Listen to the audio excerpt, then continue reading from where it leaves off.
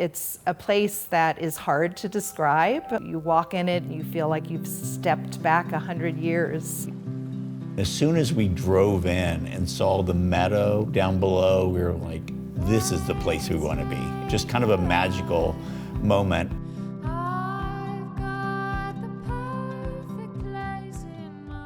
We're in a mountain setting, but we're also high desert. So yes, we're surrounded by pine trees, but then a lot of the parcels have views down into the Carson Valley. So you're looking down into this lush green landscape.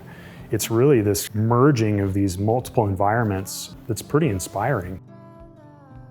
I think we found that with Clear Creek Tahoe, having such a beautiful site gave you this blank canvas to do great architecture. To me, it's just kind of an incredible environment that you can capture these amazing vistas down into the valley and beyond, but you're framing that in the views of a forest.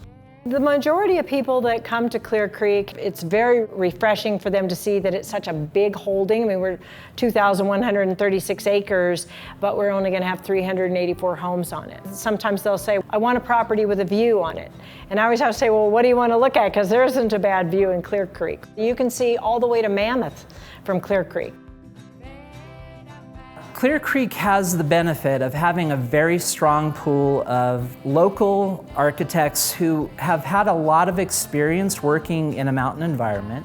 The sort of eclectic group of architects that we have is adding to the fabric of the community in a way that is much more diverse than I think a lot of communities are. And so we're even seeing a new regional style of architecture where people are looking to use a vernacular that is based on Nevada mining and Nevada farms and Nevada ranching. And it's a really interesting approach to mountain architecture. The development itself, I think, was planned very well with regards to the individual lots.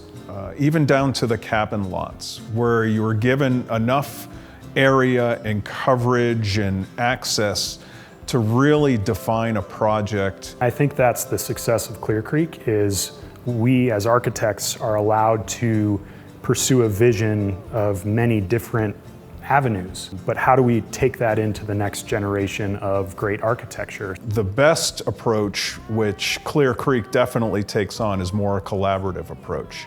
So I may get a couple of comments on my designs on, hey, have you thought about this or that? As opposed to some developments are, no, doesn't meet the guidelines and won't look beyond the guidelines, which is not appropriate because every site is different. We're trying to take architecture to a little bit of a high art, and I don't think that's a bad thing by any stretch. They are remarkable works of art, and we're very proud of them. These are homes, these are not houses. We want them to get to that ultimate level of success.